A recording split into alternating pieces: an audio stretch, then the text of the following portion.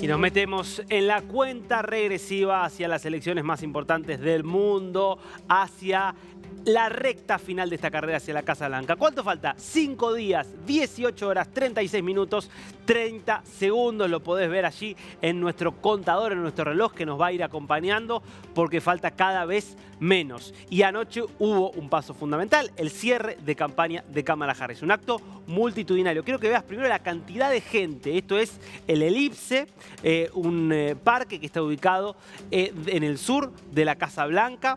Hacia allí se trasladaron cerca de 75.000 personas. Y podemos ver algunas imágenes de lo que fue. Mirá.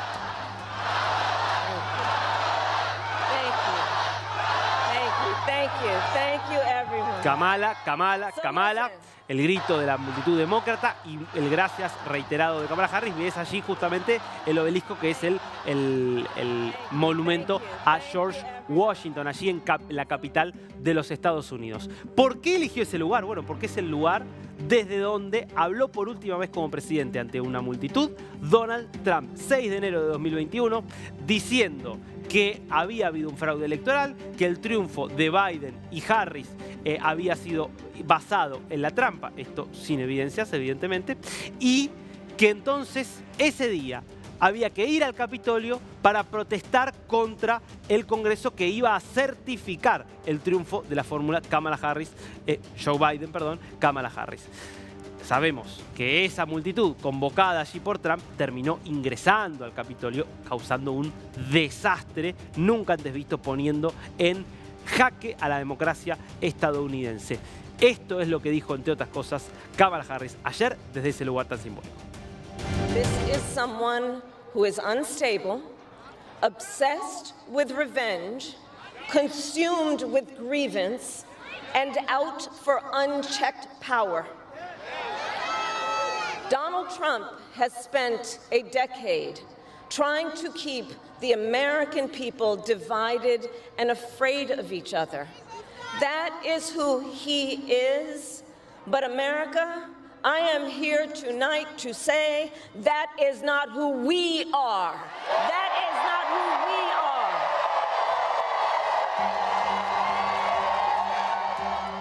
are. El tono, el lugar, el eje de lo que viene siendo la campaña demócrata, la campaña de Kamala Harris, el miedo.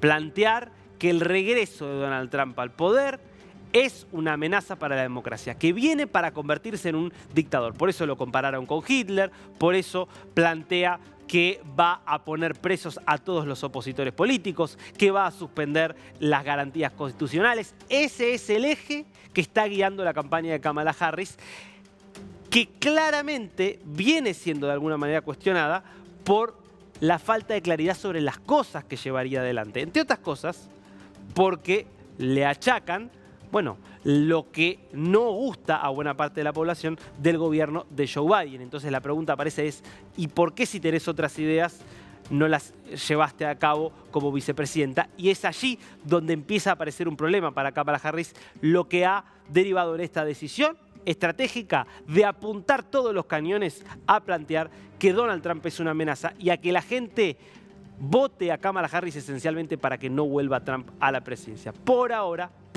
las encuestas le siguen dando una luz de ventaja a Donald Trump. Veremos si a último momento esta campaña del miedo logra revertir esto que está marcando los sondeos. Pero quiero que hoy tratemos de entender cómo funciona este complejísimo juego que es la democracia estadounidense. Uno de los sistemas electorales más difíciles del planeta. Porque estamos a 5 días, es momento de ir a la guía de qué y cómo se vota en los Estados Unidos. Vas a terminar este segmento y vas a entender perfectamente qué es lo que se vota, cómo se vota y cómo interpretar los resultados que se van a conocer desde el martes próximo, cuando de alguna manera sea el día ya formalmente de las elecciones. Vamos a los datos de esta guía que empieza de la siguiente manera. los votantes. ¿Cuántos son? Bueno, 248 millones de personas habilitadas para votar. Tengamos en cuenta la dimensión de lo que es la democracia estadounidense. Si tomamos como referencia 2020, votaron 159 millones, 66%. Fue un número inusualmente alto. En general participa entre el 55 y el 60% del padrón va a votar. Es un número bajo. Esta complejidad que tiene la democracia hace que sea difícil para los propios estadounidenses, por eso muchos no van a votar. Claro, es optativo, por supuesto, como ocurre en las principales democracias consolidadas del mundo. Bueno, probablemente esté un poquito por debajo de eso, o quizás se mantiene, y estamos de vuelta hablando de cerca de 159 millones de votantes. El voto. ¿Cuándo se vota? Bueno, se vota por supuesto el día de la elección, el próximo martes. Pero también se puede votar por correo y de forma presencial anticipada en algunos estados. Desde el 20 de septiembre ya se está votando. Desde el 20 de septiembre. Claro, esto tiene que ver con que cada estado tiene sus propias reglas. Casi todos, salvo alguna excepción, Alabama y alguno más, permiten el voto anticipado por correo o de forma presencial. Cada uno decide en qué fecha comienza y en qué fecha termina. Esto hace que en esta elección ya haya más de 30 millones de votos emitidos cuando el día de la elección es el próximo martes. Y que el antecedente que tenemos de 2020, claro, todavía había mucha cuestión con la pandemia, entonces hubo mucho voto por correo. En 2020, el 70% del total de los votos emitidos, es decir, de esos 159 millones, se emitieron antes de las elecciones, por correo o yendo presencialmente a los centros de votación. ¿Cómo es la boleta? ¿Qué es lo que encuentran las personas cuando ingresan al cuarto oscuro o cuando van hoy y llenan la boleta de forma anticipada? Bueno, una boleta que es única, como en casi todo el mundo, y que tiene 3 categorías: estatales, federales, estatales y locales. Fíjate, acá tenés un modelo de una boleta de Nueva York. Lo primero que te van a figurar son las categorías para candidato a presidente, la categoría presidente, que es obviamente la candidatura. Podés votar por Kamala Harris, podés votar por Donald Trump. Van a aparecer repetidos porque hay otros 2 partidos que los llevan como candidatos, partidos que solo tienen reconocimiento allí en Nueva York. Vas a ver como categoría federal también la posibilidad de elegir a un senador, en el caso de Nueva York, a un miembro de la Cámara de Representantes, porque se vota por distrito. Entonces, en cada circunscripción electoral se elige a un solo congresista, entonces hay solamente un candidato. Mira, ahí lo puedes ver un poquitito más grande. Después aparecen los cargos nivel estatal. Un miembro de la Asamblea para la Asamblea de Nueva York, un miembro del Senado para el Senado de Nueva York. Aparecen después también muchas iniciativas, plebiscitos sobre reformas que quiere hacer el gobierno del Estado, en este caso de Nueva York, y después las elecciones locales, que no incluyen alcaldes, pero sí incluyen en muchos casos, por ejemplo, jueces de nivel local. Algunas de las cosas, entonces, fíjate, ya ves la boleta y asusta. Es difícil de decodificar, por eso la gente a veces está bastante tiempo para votar. Esto es todo lo que se vota. Por supuesto, lo más importante es lo que ves acá, la categoría presidente, donde se marca con justamente una cruz. Seguimos.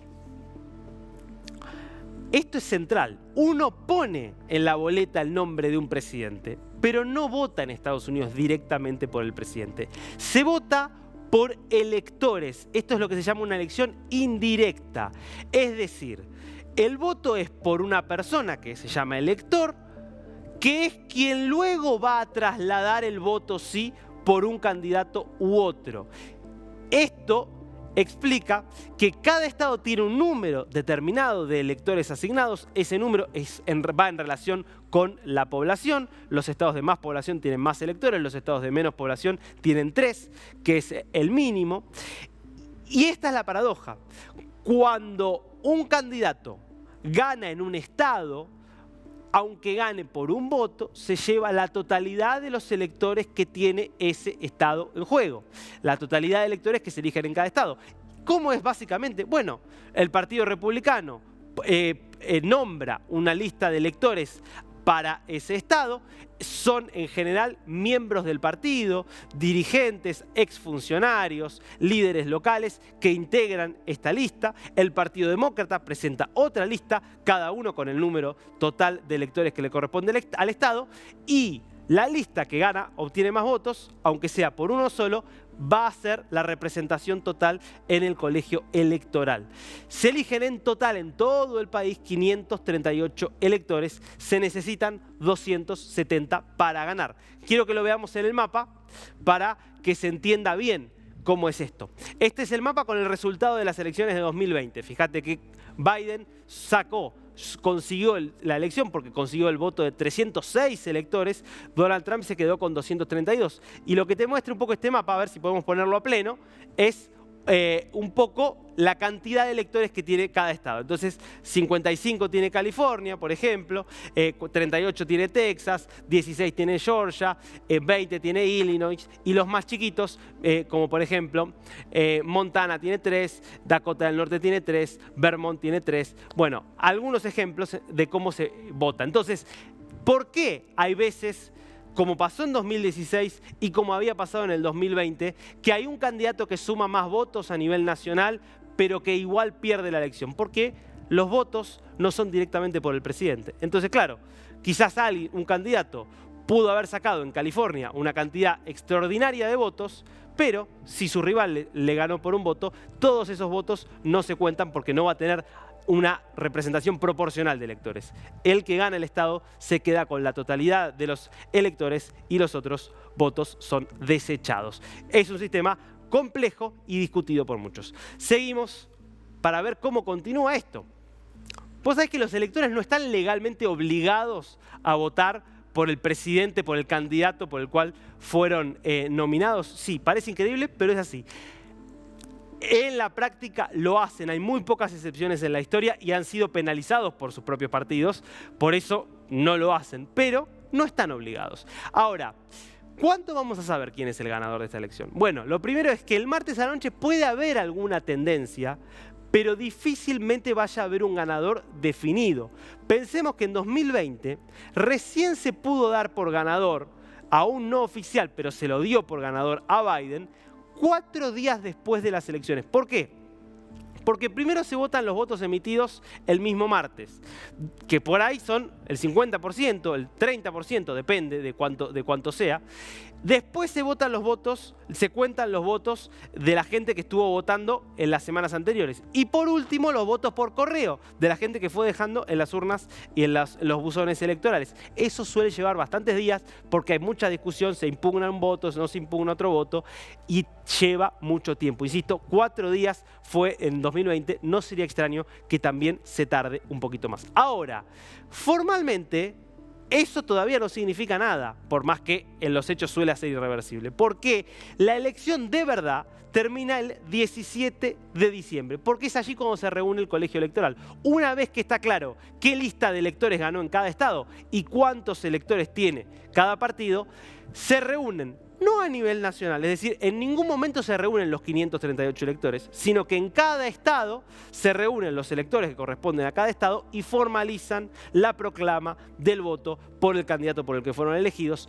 Todo eso después va a Washington, D.C. y el Capitolio, el 6 de enero, termina de certificar el triunfo de un candidato. Eso significa que, atención, porque el martes podemos recién tener alguna tendencia, pero esto puede demorar meses, insisto, puede demorar meses. Ocurrió en el año 2000, cuando Bush le gana a Al Gore después de un fallo de la Corte Suprema, puede ocurrir también en este 2024. Un sistema, insisto, muy particular, único en el mundo, pero que es el sistema elegido por la democracia más importante que tiene el planeta, que es la estadounidense. Después de esta guía ya sabés qué es lo que tenés que mirar de acá al martes y del martes por lo menos al 6 de enero, cuando se termine de certificar al ganador.